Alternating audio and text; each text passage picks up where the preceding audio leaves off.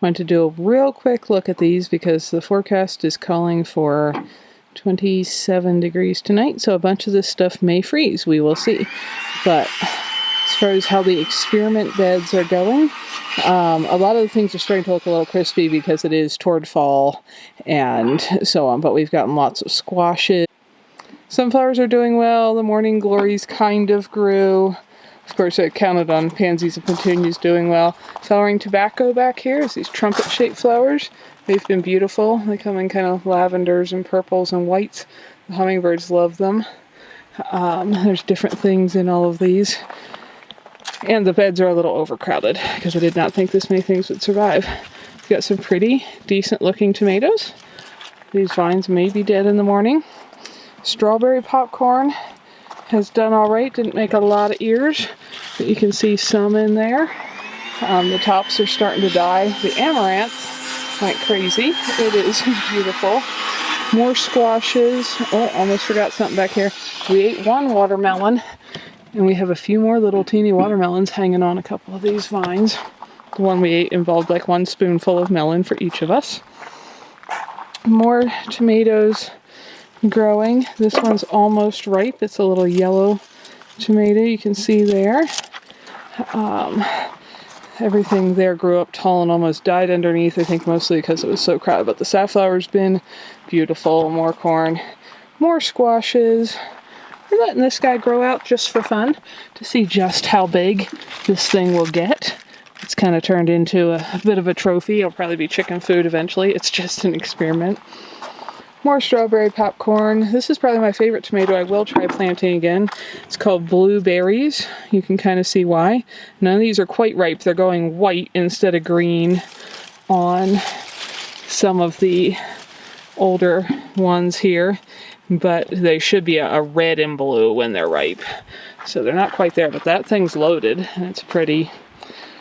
More beautiful flowers and herbs earlier in the day. They've had hummingbirds and butterflies and such all over, and the calendula's doing well. Got more flowering tobacco here. Another tomato variety. Again, it's got some green ones. These were direct sown from seed, if you didn't see our earlier videos on that.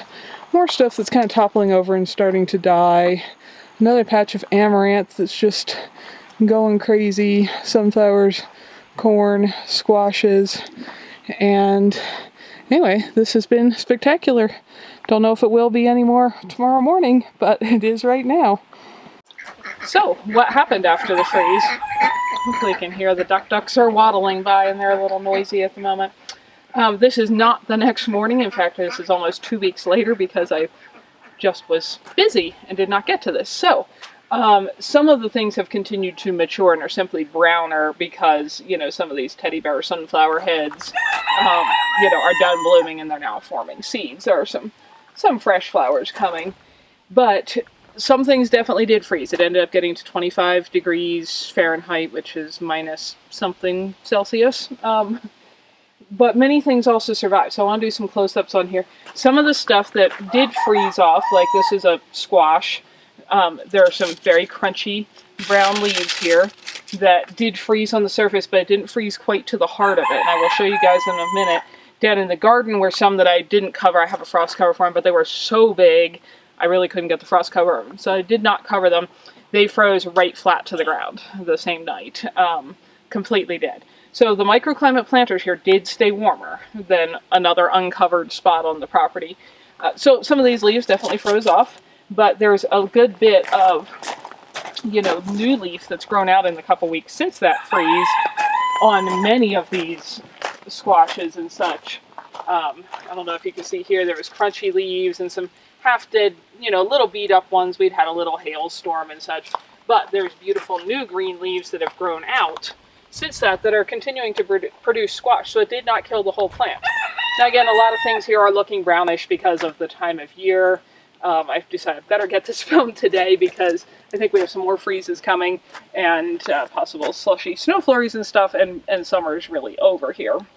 But overall, it still worked. We're going to go do a close-up of this, but the microclimate planters did stay significantly warmer than other spots around the property. And the other thing that I wanted to mention is because we have had such a hot summer, so that freeze was right at the end of August, and the last time before that we had a freeze and snow was June 20th. So we went almost exactly 2 full months with not a single freeze. That is unusual for us. Not only was there not a single freeze, it was 90 degrees a lot of the time for highs, and even the lows, we had nights that stayed like in the 50s, sometimes even 60s, where a normal low here at this elevation in the mountains in the summer is 30s to low 40s. So it was very, very warm. And I will show you, we even had some other plants that I have never seen be injured at all by a 25-degree freeze that burnt pretty badly on top. And I've been growing them for years in the same spots. So I think that partly what made things struggle, so it'd be interesting, we've got to keep doing this experiment more years. I'll plant some slightly different things based on my experiences this year, but partly what happened was I think the plants have been struggling so much to deal with the extreme heat day after day, hot, sunny, and dry. I mean, I watered, but we've, this is now approaching mid-September, and we still had 2 inches of rain of approximately total for the whole year. We got a little sprinkle last night, and that was very refreshing. I think every plant was using all of its energy to deal with heat, especially where most things we have planted here like cool temperatures, because that's what we normally have. And where there was no cool nights, because usually we have a lot of nights that are 33, which is not freezing, but it's close, or 34, or 31. And when you have that repeatedly, I think the plants plan for, hi ladies, hi. There's Button and Ponder coming to say hi. I know, you like to actually snuggle. Here you go. Meow. You want to say hi to everyone? Meow, meow. You want to go catch a mouse? Your mama want to say hi to everyone? Oh, you want to go catch a mouse too? Yeah. When it's that repeatedly cold, I think the plant adjusts more to being cold and actually produces more sugar in its veins and such, which works as an antifreeze, because there are, all aside from the microclimate planters, things like hollyhocks and beets and stuff that I've never seen be hurt by freezes to that temperature that frost burnt pretty badly in this. And I think the plants just could not deal with the 90, 90, 90 and hot with no warnings of freezing to 25 degrees in a single night. So it's been pretty warm again since that 25 degree night. So like I said, a bunch of stuff has been working to grow back out here, and I think it's about to freeze for good, which is fine. It's fall here, summer is done, but I think a lot of this stuff is gonna go away for good. Now, some things like the cabbages here should be fine for a while. The petunias usually bloom and the pansies until they go under snow. But a lot of the crops and stuff are really done for the year. But let's look at this a little closer. So we do have still some tomatoes. This one's trying to get ripe. There's some greener ones on here. The top edges of these tomato vines clearly froze, burnt, crispy brown. But some of the leaves more down in, like this, did not. So I've just left them on there. Now I'm probably going to pick all of them green or not here in the next couple days, because we're going to get repeated freezes, and I think that will be it. But I left them on because it looked like they were going to ripen some more. We have various, flowers still blooming. The amaranth was not affected at all by the freeze. The corn is dying back just partially because of the freeze, but it's also done for the year. This was a strawberry popcorn, and we do have some little ears. I haven't opened any of them yet. I don't know if they're gonna actually make us some popcorn or not. But this squash is a good example of what happened. These were the top leaves at the time of the freeze, and in the couple weeks since, all of this has grown back out. On, that tip, you can see green growing out here, definitely green stuff growing out there, and making more new flowers and little squashes and such in the process. Come over to this bed. These, we actually have some, gotta look up what the name was of these. They're a small cherry tomato, but we actually have a bunch that have managed to get fully ripe in here, which is super exciting. These were direct sown seeds, if you remember. And again, the outermost tips of these plants froze off, but the main heart of the plant did not. And you can see has continued to grow even new green leaves since the freeze kind of down in further. Safflower is just done blooming. The bachelor's buttons kind of fell over. They're beautiful, but I probably won't put them in these planters again. They're too tall and too topply. Here is our trophy zucchini that we're just letting see how big it will get. But I also have a bunch more growing out of the middle of this that we can pick and eat. But that vine has flopped so far over it looks a little dead in the back there because it's sprawled clear down here. This is another tomato variety I will definitely try planting again in the future because again these were direct sown seeds here. These are blueberries, I think they're called. You can see how they're bluish on top. And I just broke that one off. And they're meant to get, kind of red. I don't think that one was quite ripe. Red on the bottom and blue on top when they're actually ripe. And there's a bunch more coming up higher here that are just the blue with, if I can do this without breaking them, kind of green underneath. But that has been producing a prolific amount of little tomatoes. And some are almost ripe. So I will probably try planting that in this planter again. Then we have more various flowers. The cosmos have gotten kind of tall and leggy. The calendula is nearly done blooming. I have another tomato variety here who's working hard to make tomatoes, but none of them have gotten beyond being green. I just think I probably won't even try any of the larger tomato varieties in the future. We're going to eat those as green, but or make them into a salsa or something. But I probably won't try that again. Nicotiana, this purpley pink flower, is a flowering tobacco. Those have grown really well. They got a little leggy because they were kind of swallowed by the other plants, but I'm definitely going to plant them again because the hummingbirds and such love them. And as you come down the last few beds here, it's kind of the same thing. A lot of stuff is starting to look dead, but also things that can't handle a freeze and that did burn on top. Again, you can see it on this squash.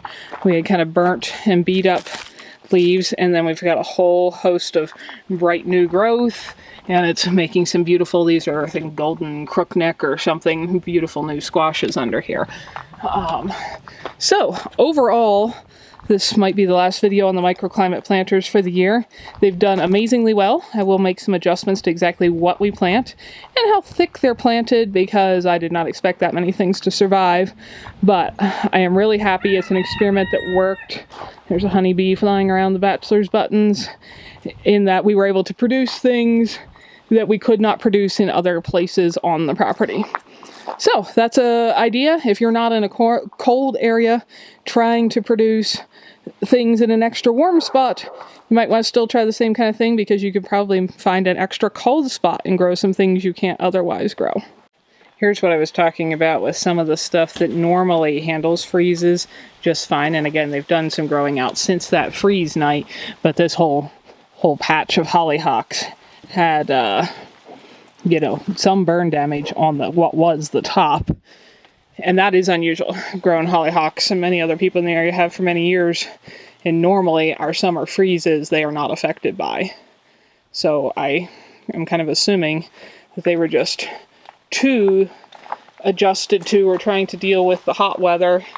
And with no freeze warnings, this one might actually bloom yet this year. They couldn't handle the freezing temperatures.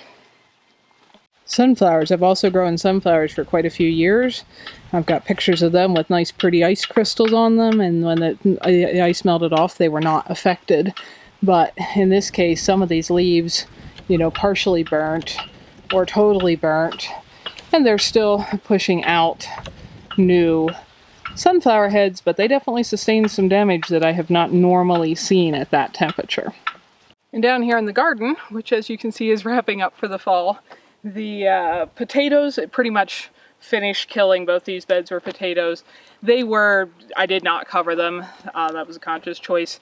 They were starting to die back anyway. The vines were yellowing. I don't think that's going to have affected the potato production underground. We just haven't pulled them all, but they were basically done for the year. But something else that's not normally affected by frost is beets. They're usually very cold hardy. And again, I don't think it affected our beet production. We've been eating beets out of here, and there's plenty more, as you can see, to harvest. But a lot of these upper leaves froze back that night, which again I think was due to being unusually warm for a crop that can normally take that. But the other stuff's doing well. We've been harvesting onions. Another thing that usually doesn't freeze at those temperatures would be peas. These are sugar snap peas here. We've got the hull peas over there. As you can see, these vines largely froze, and there was some, I had picked them recently, but the remaining peas that were on it, the actual pods themselves, kind of got a yellowed, leathery, freeze damaged look, and they don't taste good anymore. So I just need to clip those off and get them in the compost. But usually those are not affected like that by that temperature.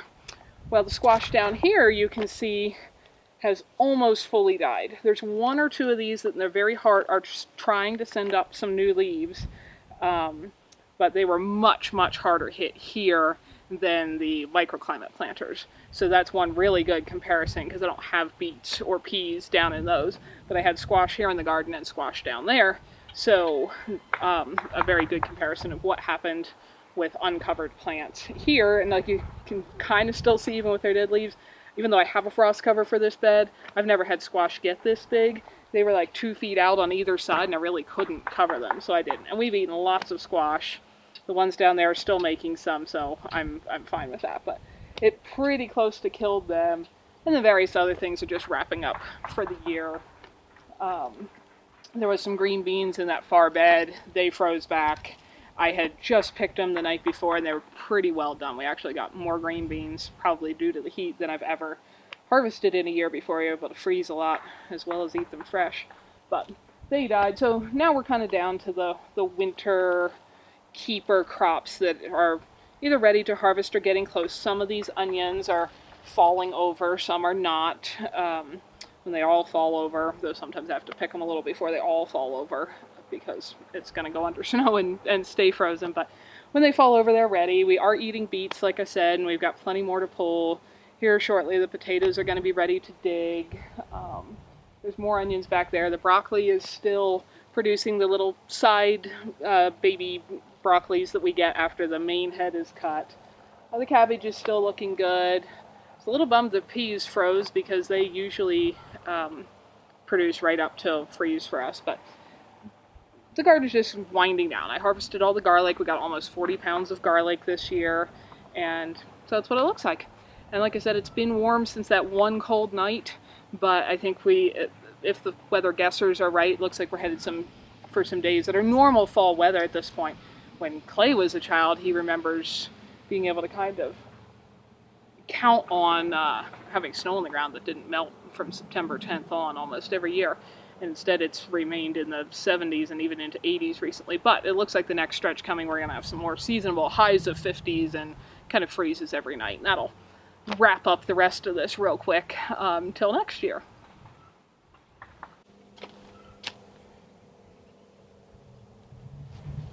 I don't know what kind of category this goes with, but I just thought I'd throw it in here because it's fun. This row of sunflowers I've never planted before. We had this strip of plastic right there killing the grass. In the spring we moved it off and could plant some things here. They are loaded with honeybees and bumblebees as well, but I've got a variety of kinds of sunflowers planted here. These are something mammoth, whatever. As you can see, the tallest ones are far above my reach, and they have truly huge heads. And then some down through here have multiple smaller heads and so on, but some of them are maturing and making nice seeds. Some songbirds have been stealing some already, but I don't know how the continued frost here will affect these plants. Right now, a lot of the holes in their leaves were from that one little hailstorm we got that punched some holes through them, but they've been pretty impressive, and this huge wall of sunflowers has been pretty cool and cheerful to look at. And this is right on kind of the back side of the garden, so it's also done what I wanted and made a little windbreak and protection for the garden. So I thought I'd show them to you before they got any more burnt for the winter, fall here, and start to die back. But my hope was I could actually produce some sunflower seeds, both for feeding the songbirds through the winter and for our chickens who eat sunflower seeds as part of the seed and grain mix we make for their feed and ferment. But this guy, I think before his head started to droop, as it got heavier there, was, I don't know, close to 12 feet tall, which is pretty impressive for a sunflower in Wyoming. So this row has just been kind of fun this year. Thanks for spending your valuable time with us. I hope you learned something interesting and useful. Or found something beautiful here.